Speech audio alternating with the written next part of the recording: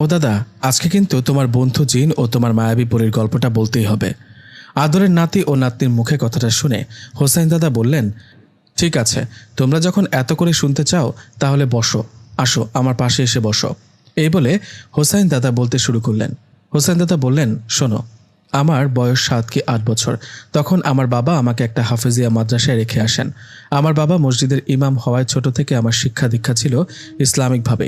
বাবা আমাকে শেখাতো কোনটা ভালো কোনটা মন্দ। আমাকে অনেক দূরের একটা মাদ্রাসায় রেখে আসা হয়। আমিও মাদ্রাসায় থাকতে শুরু করি। শুরু হয় আমার ইসলামিক শিক্ষা। মাদ্রাসায় ভর্তি হবার কিছুদিনের মধ্যেই আমার বেশ কয়েকজনের সাথে বন্ধুত্ব হয়ে যায়। আমরা পড়াশোনার পাশাপাশি খেলাধুলা ও মাদ্রাসায় আশপাশটা বেশ সুন্দর হওয়ায় মাঝে মধ্যে ঘুরতাম। এভাবে চলতে থাকে আমার সময়। একদিন মাদ্রাসায় একটা নতুন ছেলে আসে। ছেলেটার নাম মোহাম্মদ সিরাজ। ছেলেটা আমাদের সাথে পড়তো। আমাদের ক্লাস শেষে বিকেলে যখন সবাই খেলাধুলা করতাম তখন দেখতাম ছেলেটা চুপ করে বসে আমাদের খেলা দেখছে।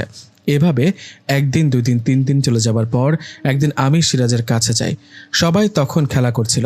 আমি সিরাজের কাছে গিয়ে বলি, আসসালামু আলাইকুম, তোমার নাম কি সিরাজ? আমার কথায় সিরাজ জবাবে বললেন, ওয়ালাইকুম আসসালাম। হ্যাঁ, আমার নাম মোহাম্মদ সিরাজ। তোমার নাম কি? সিরাজের কথায় আমি বললাম, আমার নাম মোহাম্মদ হোসাইন। আচ্ছা সিরাজ, আমরা রোজ বিকেলে খেলা করি, তুমি বসে বসে দেখো, তুমি আমাদের সাথে খেলো না কেন? সিরাজ বলল, আসলে আমি তো মাদ্রাসায় নতুন, কাউকে সেভাবে চিনি না। এছাড়াও আমার এসব তেমন ভালো লাগে না।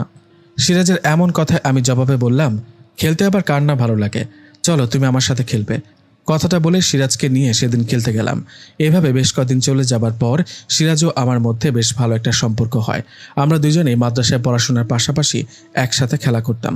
দুজনেই বাড়ি দূরে হওয়ায় আমাদের থাকতে হতো মাদ্রাসায়। আমরা দুজনেই রাতে পাশাপাশি ঘুমাতাম অন্য বাচ্চাদের সাথে। এভাবে চলতে থাকে দিন। মাঝে মধ্যে আমার পরিবার থেকে বাবা যেতেন আমার সাথে দেখা করতে। সিরাজের বাবাও আসতো দেখা করতে। এভাবে কেটে যায় আরও 10টা বছর। এই 10 বছরে সবকিছু নর্মালি ছিল। 10 বছর পেরিয়ে যাওয়ায় আমাদের বয়স যখন 17-18, তখন আমরা মাদ্রাসার পড়াশোনার পাশাপাশি দুজনে মিলে রোজ বিকেলে ঘুরতে যেতাম মাদ্রাসার পাশে একটা পাহাড়ে। জায়গাটা খুব সুন্দর। দুজনেই সেখানে গিয়ে সময় কাটাতাম, গল্প করতাম। একদিন সিরাজ বড় হুজুরের কাছে ছুটি নিয়ে বাড়িতে চলে যান। আমি ওকে জিজ্ঞেস করায় ও আমাকে বলেছিল বাবা অসুস্থ, 2-1 দিন থেকে চলে আসবো। 2-1 দিন পর সিরাজ ঠিকই আবার মাদ্রাসায় আসলেন। ও মাদ্রাসার ফেরার 2-3 দিন পর এক বিকেলে দুজনে সেই পাহাড়ে ঘোরাঘুরি করার সময় হঠাৎ খুব সুন্দর একটা মেয়ে সেখানে চলে আসে। মেয়েটা আমাদের কাছে আসতেই আমি বলি, আসসালামু আলাইকুম, আপনি কি আমাদের কিছু বলবেন? হ্যাঁ বলবো তো হোসেন ভাই। মানে আপনি আমার নাম জানলেন কিভাবে? আমার কথায় পেছন থেকে সিরাজ হাসতে হাসতে বলল, আরে বোকা, ও আমার বোন, ওর নাম নূর। সিরাজের কথায় ওর বোনের দিকে তাকিয়ে বললাম, বোন? তোর বোন এখানে আসলো কিভাবে? আমাদের মাদ্রাসার পাশে যে মহিলা মাদ্রাসাটা আছে না, ও সেখানেই মাওলানা লাইনে পড়াশোনা করছে। আমি ওকে বলছি তুই আর আমি দুজনেই এখানে ঘুরতে আসি, তাই ও আসছে তোর আর আমার সাথে দেখা করতে। সিরাজের কথায় আমি নূরকে বললাম, কেমন আছো নূর? জি আলহামদুলিল্লাহ ভালো। আপনি কেমন আছেন? জি আলহামদুলিল্লাহ ভালো। এই বলে তিনজনই মিলে সেই বিকালটা আড্ডা দিলাম। এরপর থেকে রোজ রোজ আমরা সেই জায়গায় একসাথে ঘুরতাম, বসে গল্প করতাম। একবার হয় কি, এক রাতে আমাদের মাদ্রাসার এক ছাত্রকে জেনে ধরে। ছেলেটা কেমন করছিল আর ভয়ঙ্কর অদ্ভুত আওয়াজ করছিল। ছেলেটার এমন আচরণে আমাদের বড় হুজুর দোয়া কালাম পড়ে সে ছেলেটাকে ঝাড়ফুঁক দিচ্ছেন, কিন্তু ছেলেটার কোনো উপকার হচ্ছে না। এমন অবস্থায় সে ছেলেটার দিকে এগিয়ে যায় সিরাজ। সিরাজ ছেলেটার কাছে গিয়ে কি জানি পড়ে ফু দেওয়ার সাথে সাথে ছেলেটা সুস্থ হয়ে যায়। ছেলেটাকে সুস্থ হওয়ায় সবাই সিরাজের অনেক সুনাম করতে থাকে।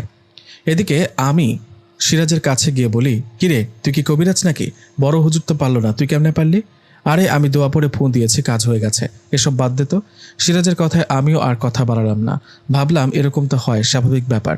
এই ঘটনার ঠিক 2 দিন পরে এক রাতের ঘটনা। আমি, সিরাজ ও আমাদের পাশে সিরিয়াল অনুযায়ী বাকি মাদ্রাসার ছাত্ররা ঘুমিয়েছিলেন। সিরাজ আর আমি ভালো বন্ধু হওয়ায় দুজনেই ফ্লোরে পাশাপাশি ঘুমাই। এক রাতে কোনো কারণে আমার ঘুম ভেঙে যায়। আমার ঘুম ভাঙতেই আমি দেখি সিরাজ বিছানায় নেই। ওকে বিছানায় না দেখে বিষয়টা অন্যভাবে নেইনি, কারণ রাতের বেলা তো অনেকেই বাথরুমে যায়। সিরাজও হয়তো বাথরুমে গেছে। এই ভেবে আমি আবারও ঘুমিয়ে পড়ি। কিন্তু আমার সন্দেহ হয় তার পরের রাতে। আগের রাতের মতো পরের রাতেও সিরাজকে বিছানায় না দেখে মনের মধ্যে সন্দেহ জাগে। আমি রাতে সিরাজকে কিছু না বললেও সকালবেলা ওকে ডাক দিয়ে বলি, আচ্ছা সিরাজ, একটা কথা বল, গত রাতে রাত 3টা কি 4টা হবে, এই সময় তুই কই গেছিলি? এটা আবার কেমন কথা ভাই, বাথরুমে কি যেতে পারি না? বাথরুমে গেছি। তাই বলে পরপর 2 রাত একই সময় তুই বাথরুমে যাবি? আরে কি শুরু করলি, এসব বাদ দে না। সিরাজের কথা শুনে বুঝে যাচ্ছে ও বিষয়টা এড়িয়ে যেতে চাচ্ছে। ওর এমন ব্যবহারে আমি আর কথা বাড়ালাম না। আমি অপেক্ষা করতে লাগলাম ও আর কখন রাতে উঠে বাইরে যায়। যাই হোক, এভাবে পড়াশোনা ও বিকেলবেলা সেই পাহাড়ে আড্ডা দেয়া এভাবেই কেটে গেল 3টা দিন। 3 দিন পর এক রাতে আমি ও সিরাজ ঘুমিয়েছিলাম। সে রাতে সিরাজ উঠে বাইরে যাওয়ার সময় আমি টের পেয়ে যাই। ওর উঠে যাওয়ার আওয়াজে বুঝতে পারি সিরাজ উঠে যাওয়ার সময় আমি উঠে ওর পিছু নেই। আমি সিরাজের পিছু নিয়ে দেখি ও বাথরুমে না। সিরাজ উঠে সোজা চলে গেল আমাদের মাদ্রাসার পিছনে একটা কাঁঠাল গাছের নিচে। আমি দূর থেকে লুকিয়ে দেখছি সেখানে সিরাজের পাশে সাদা জুব্বা পরা 7 কি 8 ফুট হবে এরকম একটা অবয়ব দাঁড়িয়ে আছে। আমি ওই সাদা জুব্বা পরা অবয়বটার মুখটা দেখতে পাচ্ছিলাম না, কারণ ওনার মুখটা ঢাকা ছিল। আমি আরও খেয়াল করে দেখলাম সিরাজ ওই অবয়বটার সাথে কথা বলছে। বিষয়টা দেখে আমি বেশ অবাকই হই। সিরাজ যেন বুঝতে না পারে সেজন্য ওর আগে গিয়ে আবারও শুয়ে পড়ি। সেই রাতটা আর ভালো মতো ঘুমাতে পারিনি। মনের মধ্যে শুধু কথা ঘুরপাক খাচ্ছিল। সিরাজ ওইটা কার সাথে দেখা করলো?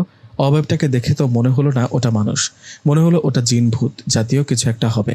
এসব ভাবতে ভাবতে রাতটা পার হয়ে গেল। পরদিন সকালে আমি সিরাজকে কিছু বললাম না। সকালে মাদ্রাসার ক্লাস ও দুপুরে খাবার পর একটু রেস্ট, তারপর আবার ক্লাস। এভাবে সকাল ও দুপুরটা পার করে বিকেলে ফ্রি সময় আমি সিরাজকে নিয়ে সেই পাহাড়ে যাই যেখানে আমরা দুজন রোজ রোজ ঘুরতে যাই।